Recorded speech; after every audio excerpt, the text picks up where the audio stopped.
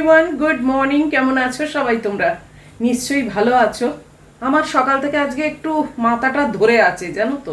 এখন অনেকটা কম, তাই জন্যে আর সকাল থেকে মানে বলতে গেলে সেরকম কিছু করিও নি। আর কালকে এত ঝামেলা গেছে না তোমাদের সঙ্গে, তো মানে ক্যামেরা অফ করে দিলাম, ভিডিও শেষ করে দিলাম, সবই তো দেখলে সকাল থেকে কি হয়েছে। এবার দুপুরবেলা খাওয়া দাওয়া করে যখন আবার শুতে গেছি, এসি চলে না, জানো। এই গরমের মধ্যে মেন যে সুইচটা, সেই সুইচটা দেখি নড়বড় নড়বড় করছে। কি করে হলো কে জানে। সকালেই তো সেই এসি বন্ধ করেছি সারা রাত্রিরের পর, তারপর দেখি নড়বড় নড়বড় করছে। কি বলবো বলো। সেই আবার ইলেকট্রিশিয়ানকে কল করলাম, মানে আমার এখান থেকে অফিস থেকে আমার যে ইলেকট্রিশিয়ান, সে তাকে কল করলাম। সে ততক্ষণে বাড়ি চলে গেছে, মানে বাড়ি চলে গেছে মানে বেরিয়ে গেছে এখান থেকে, আর কি ছুটি হয়ে গেছে। তারপর আবার অফিসে কল করে আর একজনকে ডাকলাম, সে 10 মিনিটে আসবে বলল, এলো প্রায় 40 মিনিট পর। জানো, এই গরমে আমি আর ম্যাগি শুধু পাখায় হয় না, মানে অভ্যেসটা তো খারাপ হয়ে গেছে বলো। হয় না কি, আর যাদের এসি নেই তারা কি আর বেঁচে নেই? এটা তো মানে কথাটা বলাই উচিত না। যাই হোক, কিন্তু ওই আর কি, আমাদের যাদের অভ্যেস হয়ে গেছে তাদের তো আর কি বলবো। তো সেই চান করে যাচ্ছি গরমের মধ্যে, সেই শুধু পাখায় চলছে। তারপর 40 মিনিটের মধ্যে 2-3 বার কল করে ফেলেছি অফিসে, মানে তাগাদা দিচ্ছি করে করে করে করে। তারপরে একজন এলো, এসে তারপরে সে দেখে বললো যে আপনার সুইচটা খারাপ হয়ে গেছে, কিন্তু সন্ধ্যে 7টার আগে এটা সারানো যাবে না। আলাম মানে দুপুরবেলা? বলে আমি এইমাত্র ডিউটিতে এসছি, এখন তো আর আমি রাস্তায় মানে কমপ্লেক্সের বাইরে আমি যেতে পারবো না, কেননা বাইরে দোকান থেকে ওটা কিনে আনতে হবে, একটা সুইচ এনে ওটা ফিট করতে হবে। কি বলবো বলো। তাই তাই তবে লোকটা এমনি খুবই ভালো দেখলাম। এই 6:30 নাগাদ সে এসেছে, সন্ধেবেলা 6:30টায় এসে তারপরে সেটা ফিট করে দিয়ে গেল।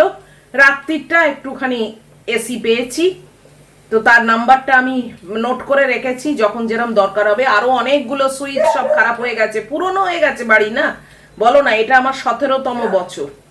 তো বললো যে আপনি একবার সময় করে বলবেন, সব সুইচগুলো মানে যতগুলো খারাপ হয়ে গেছে সব একসঙ্গে ঠিক করে দেবো। ও এখন থাকুক, ওই বলে গেল। যতক্ষণ না অচল হচ্ছে না, আমি আর এসবের মধ্যে নেই। যাই হোক, এই হলো ব্যাপার। মানে গরমে পচতে যাচ্ছি একদম। তারপরে কালকে বাপি আসেনি, ওর ওয়াইফকে নিয়ে হসপিটালে গেছিল, বলেছি কিনা জানি না তোমাদের আগের এতে ভিডিওতে। এবার আজকে বলল সে হসপিটালাইজড হয়ে গেছে, তার অসহ্য পেটে যন্ত্রণা। আজকে রিপোর্ট আসবে, দেখবে যে আসলে তার কি হয়েছে। আমার তো মনে হচ্ছে গলস্টোন হয়েছে, তাহলে এত যন্ত্রণা, এ গলস্টোনের যন্ত্রণা। দেখা যাক, সেটা আমি তো আর ডাক্তার নই। আবার আমারও গরমে না মাথা ফাতা ধরে আছে, যেন মানে আর ভালোই লাগছে না। কি করব। এই একটা মাছের ঝোল চাপালাম দেখতেই পেলে, আর উচ্ছে সেদ্ধ হচ্ছে। ওই আর একটা এইটুকুনি আলু দিয়েছি, উচ্ছে আলু ভাতে মানে সেদ্ধ মাখবো। আর এই মাছের ঝোল আর একটু শশা কেটে রেখেছি, ব্যাস এই হচ্ছে আমার লাঞ্চ। আর রাত্রিরের জন্য একটুখানি চিকেন রেখেছি, ওই একটু তন্দুরি মশলা দিয়ে মাখিয়ে রাখবো। আর আমার ওই মাল্টিগ্রেন ব্রেড আছে, ওই দিয়ে আর মানে ওটা টোস্ট করব, আর একটু চিকেন খাবো, একটু ডাল সেদ্ধ করে রেখেছি। বাস এই সবে আমার রাত্রির বেলা হাবিজাবি দিয়ে হয়ে যাবে। বৃষ্টিরও কোনো ব্যাপার নেই, কিছু না বলো। গরমেতে মানে আর সত্যি মানে ভালোই লাগছে না কিছু। করতে তো হবেই, আসতে তো হবেই তোমাদের সামনে। এটা আমার একটা ভালোবাসার জায়গা, তোমরা সব আছো, তাই জন্যে আবার এলাম। সকাল থেকে মানে আসবো আসবো করেও আর এসে উঠতে পারছি না। আর ওই দেখো আমার পায়রা সন্তান এসছে, দিয়েছি ওকে, অনেকবার দিয়েছি। ম্যাগিটারও পেটটা ঠিক নেই, কালকেও মানে নরম পটি করেছে, আজকেও বাপি বলল নরম পটি করেছে। এবার আজকে আবার ডাক্তারের সঙ্গে কনসাল্ট করব যে কি ব্যাপার। আজকে ওকে শুধু দই ভাত দিচ্ছি, মানে সকালে মাংসও দেবো না। কালকে শুধু চিকেন রাইস খাইয়েছি, আর আজকে দই ভাত খাওয়াবো।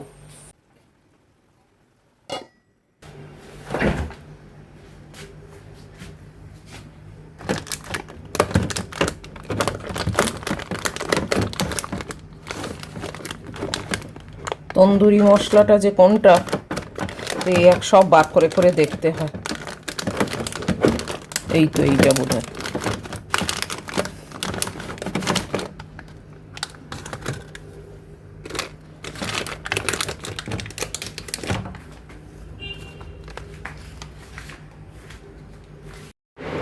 এই একটু ম্যারিনেট করে রেখে দিচ্ছি, এতে নুন বা দই কিছুই দেবো না, এই একটু মশলা দিয়ে ম্যারিনেট করব, এই দিয়েই আমার রাত্রির বেলা হয়ে যাবে।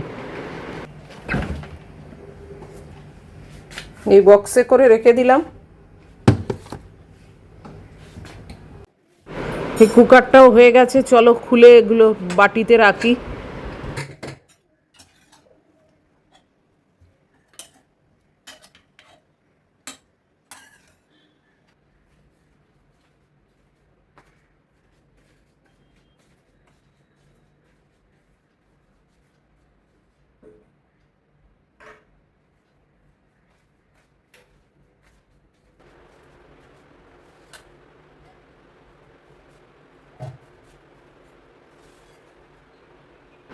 মাছের ঝোলটা প্রায় হয়েই গেছে, সব সেদ্ধও হয়ে গেছে।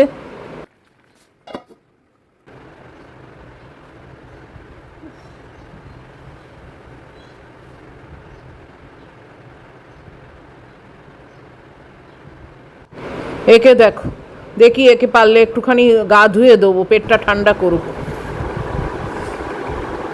অ্যাট লাস্ট 10টার সময় বসলাম ব্রেকফাস্ট নিয়ে। ঝোলটাকে নাবাইনি, ওটা ঢাকা দেওয়া আছে গ্যাসের ওপরেই। বাইরের অবস্থা দেখেছো, পুরো মানে কাঠফাটা রোদ যাকে বলে সেই। কালকে দেখলাম রিনাস কিচেন, আমাদেরই পরিবারের একজন, প্রথম থেকে আছে, আমার সঙ্গে হোয়াটসঅ্যাপেও কথা হয়। উনি লিখেছেন দেখলাম অপমান, মানে ওই অপমানের যে ভিডিওটা দিয়েছিলাম, উনি লিখেছেন আমিও এত অপমানিত হয়েছি, তখন মানে কেঁদেছি, তখন মনে হয় আমি আর বাঁচবো না, আমি নিজেকে শেষ করে ফেলবো। এটা কিন্তু রিনাদি আমি মানতে পারলাম না, কেননা কারুর জন্যে কারুর অপমান করার নেচারের জন্যে আমি আমার জীবনটাকে নষ্ট করে ফেলবো, নো ওয়ে, কোনো মতেই নয়। অত সস্তা আমার জীবন নয়। তোমার জীবনের কথাই বলছি আমি। তোমার জীবন কি অতই সস্তা যে কারুর মানে সত্যি কথা বলতে কি কারুর শয়তানির জন্যে, কারুর অপমান করার একটা মানে যোগ্যতাহীন মানুষ, তার জন্যে তুমি তোমার জীবনটাকে নষ্ট করবে, তোমার জীবনটাকে শেষ করে দেবে? কোনো মতেই নয়। এইসব চিন্তা কখনো মাথাতেই এনো না, আনা উচিতও না। সেই সব চিন্তা আনা মানেই তো সেই মানুষটাকে আমি জিতিয়ে দিচ্ছি, কোনো মতেই নয়। নিজেকে শেষ করে দেওয়ার চিন্তাটা মাথায় আনাই উচিত না। আমি প্রচুর আগে ভাবতাম, মানে যখন আমি মানে মা বাবার সঙ্গেই থাকতাম বলতে গেলে, কিংবা তারপরেও মানে ভাবতাম যে আমার বাবা মা চলে গেলে আমিও নিজেকে শেষ করে ফেলবো, আমিও চলে যাব, কেননা আমি বাবা মা ছাড়া আমি পৃথিবীতে থাকতে পারবো না। কিন্তু যত বয়স বেড়েছে তত আমি মানে চিন্তা করে দেখেছি, তত ম্যাচিওরিটি আমার এসছে। আমি ভেবে দেখলাম যে না, আমি আমাকে শেষ করব কেন? মা বাবা তো সত্যি চিরজীবন কারোরই থাকে না, এটা আমার ব্যাড লাক যে তারা চলে গেছে, সবাই কেউই নেই, এবং একটা না একটা দিন তো এরকম আমাকে হতেই হবে যে বাবা মা থাকবে না। এবার বাচ্চারা তারাও কর্মসূত্রে বাইরে গিয়ে ক্যারিয়ার করছে, সেটাও তো ভালোই ব্যাপার, তাই না? মানে সেটাও তো আমি দেখতে চাই। এখানে বেকার হয়ে বাড়িতে বসে শুধু আমার সঙ্গে থাকবে, এটাও তো ঠিক না। তো এত কিছু চিন্তা করে তারপরে ভাবলাম যে না, নিজেকে শেষ করব কেন? অত কি সোজা নাকি? আমার জীবনটার কি কোনো ভ্যালু নেই যে আমি নিজেকে শেষ করে ফেলবো? পৃথিবীতে এসছি যখন, আমার যতদিন আয়ু আছে ততদিন আমি থাকবো, তারপর তো চলে যেতেই হবে, মানে এটা তো কোনো কথাই নয়। কেউই তো আর অমর হয়ে বেঁচে থাকে না। তো দেখা যাক কিরমভাবে কাটে, কিরকমভাবে আমি পথ চলতে পারি একা একা, সেই এফার্টটাও দিতে হবে, সেই মানসিকতাটাও নিজের তৈরি করতে হবে, নিজেকে গড়ে পিটে নিতে হবে। কেননা আমি এখন যদি চিন্তা করি যে আমার বাবা মার সঙ্গে আমি কিরমভাবে ছিলাম সেটাই এখন থাকবো, সেটা কখনোই হবে না। কোনো লাইফই কোনোর সঙ্গে ম্যাচ করে না। তো এখন আমি যেরকম এরকম চলছে, চলুক, তারপর দেখা যাবে। কেউ জানে না যে আমার ভবিষ্যতে কি লেখা আছে, কি হবে, কোথায় থাকবো না থাকবো, কার সঙ্গে থাকবো, কেউ জানে না। আমি যে ম্যাগিকে পুষবো এটা কি আমি কোনোদিন চিন্তা করেছিলাম?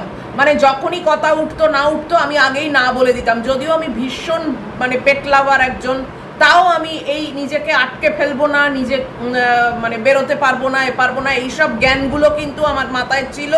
এবং আমি সব সময় না বলতাম, সব সময় না না না। ওই অন্যদেরটা আদর করলাম, করলাম, এটাই অবধি, নিজে আমি বাড়িতে আনবো না। কিন্তু দেখো, ওর এখানে আশা ছিল, আমারও মানে এইরকম একাকিত্বে দিনগুলো ওকে নিয়ে আমার কাটাতে হবে, এই সবগুলো আমার লেখা ছিল নিশ্চয়ই, তাই জন্যই হয়েছে। কিন্তু তাই বলে আমি নিজেকে শেষ করে ফেলবো এই কথাটা মানে মাথায় আনাটা বোকামি এবং মূর্খামি। এবং যাদের জন্যে আমি নিজেকে শেষ করব ভাবছি তাদেরকে তো জিতিয়ে দেওয়া কেন? কাজী রিনাদিকে আমি উদ্দেশ্য করে বলছি, এইসব চিন্তা কখনোই মাথায় আনবে না, কখনোই মাথায় আনবে না। রিনাদি আমার থেকে অনেকটাই বড়, রেগুলার আমার সঙ্গে হোয়াটসঅ্যাপে কথা হয়, তাই বললাম যে এসব একদম মাথার মধ্যে আনবে না। উনিও একাই থাকেন। আজকে সকালবেলা এমন মাথাটা ঝিমঝিম করছিল না, মানে ভাবিনি যে আজকে ভিডিও করব। তারপর ভাবলাম না, ছোটোখাটো একটা ভিডিও করি, তোমাদের সঙ্গে একটু বক বক না করলেও হয় না। সারাদিন তো মুখ বন্ধ করেই থাকি। এই যে আজকে দই ভাত খাবে? হ্যাঁ, তোমার পটির ঠিক নেই, মাংস আজকে সকালে খেতে হবে না, রাত্রিরে মাংস দেবো, সকালে দই ভাত খাবে। আর তোমার কি, তোমায় তো সবই আমি খাইয়ে দিই, যাই দিই না কেন তোমার কোনো তফাতই পড়ে না। হ্যাঁ, ম্যাগিকে খাওয়াতে বসবো এখন। আর আমার ডিটারজেন্ট একদম শেষ হয়ে গেছিলো, তো তাই জন্য বিগ বাস্কেটে অর্ডার দিয়েছিলাম ডিটারজেন্ট। আমার চুলের অবস্থা খুব খারাপ, যাই হোক। আর ডিটারজেন্টের সঙ্গে একটা জিনিস অর্ডার করেছি এই সিজনে, আর বারে বারে কিনে খেতে পারবো কিনা জানি না, কেননা প্রচণ্ড দাম এবারে। মানে 250 কিনেছি, সেটাই অনেক দাম। তাও তোমাদের একবার দেখিয়ে দিই। এই দেখো, এই দেখো, দেখেছো? কালো জাম, বেশি বড় নয় গো, হ্যাঁ ছোট ছোট। আমি ভেবেছিলাম বেশ টোপা টোপা, কটা পচা বেরোবে কে জানে। এই দেখ, এইটার দাম 70 টাকা। ব্লিঙ্কিটে এটার দাম 90 বোধ হয়, 90 না 99 এরকম। উফ, আর বাচ্চুদাকে বললে বাচ্চুদা বলছেন পাওয়া যায় না, মানে পাওয়া যাচ্ছে না। কি করব বলো?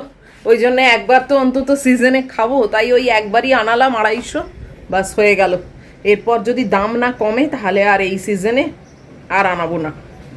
এরকমভাবে মানে দাম হলে কি আর প্রাণ খুলে খাওয়া যায় বলো? যাই হোক, এই যে মহিলা যেই দেখেছে আমি ভাতের ব্যবস্থা করছি, এই দেখো, এই দেখো, এই জানলার তলায় এসে বসে আছে। আর বাইরের অবস্থাটা একবার দেখো, কি কাঠফাটা রোদ, দেখেছো? উফ, গাছপালার অবস্থাও এখন খারাপ। বৃষ্টি না পড়লেই একেবারে কীরকম যেন কটকটে মতো হয়ে থাকে। তাও তারা ফুল দিয়ে যাচ্ছে বলো। এই সামনের গাছটা কত ফুল বলো তো, এই দেখো কত ফুল হয়েছে। জল দিবি না, দেখো ও কাজ করে যাচ্ছে। তারপরে এইখানে একটা গাছ, এই দেখো, এই দেখো কত ফুল দিয়েছে। যাই হোক, চলো এবার আবার মহিলাকে ধরি, তারপরে চা নামা। এই যে ধরে নিয়ে এসেছি একে, আর এই সামনে দই ভাত মাখা। খেয়ে নাও নিজে খাও। হ্যাঁ, এত বড় মেয়ে, সবাই দেখছে তোমাকে, তুমি নাকি ম্যানেজার, খাওয়ার ক্ষমতা নেই, যত সব। খেয়ে নাও। হ্যাঁ, একেবারে গলা করে মেখে দিয়েছি, মিক্সিতে পেস্ট করে দিয়েছি, দেখো জিভ চগলাচ্ছে তবু খাবে না, হাসি হাসি মুখ করে এখন আমায় দেখছে, তার মানে মাম্মাম খাইয়ে দাও। গলায় বিপ পরে এই অবস্থা, এই অবস্থা, বলো কি বলবো। উফ, বাপরে, আমায় তো আর কেউ খাইয়ে দেওয়ার নেই। বাবা, শুধু চাটছে, একটু একটু করে চাটছে, জানো। এই ওই দেখো চেটেছে একটু আগে, ওই অবধি ওর দৌড়। যাকগে, চলো এই ভিডিওটা এই অবধি রাখছি। পুরো হাঁপিয়ে যাচ্ছি এই গরমের মধ্যে, না চান করতে পারলে বাঁচি, চান করেই বা কি, তারপরেও তো ঘেমে যাব। এত অবধিও যদি তোমাদের ভালো লাগে তাহলে প্লিজ একটা লাইক, শেয়ার, কমেন্ট আর সাবস্ক্রাইব করো। আর তোমাদের কাছাকাছি যারা কালো জাম কিনছো, কিরম দামে কিনছো একটু জানিও তো আমাকে। আর দেখা হচ্ছে আবার পরের ভিডিওতে। টিল দেন তোমরা খুব ভালো থাকবে, খুব সাবধানে থাকবে। Love you all.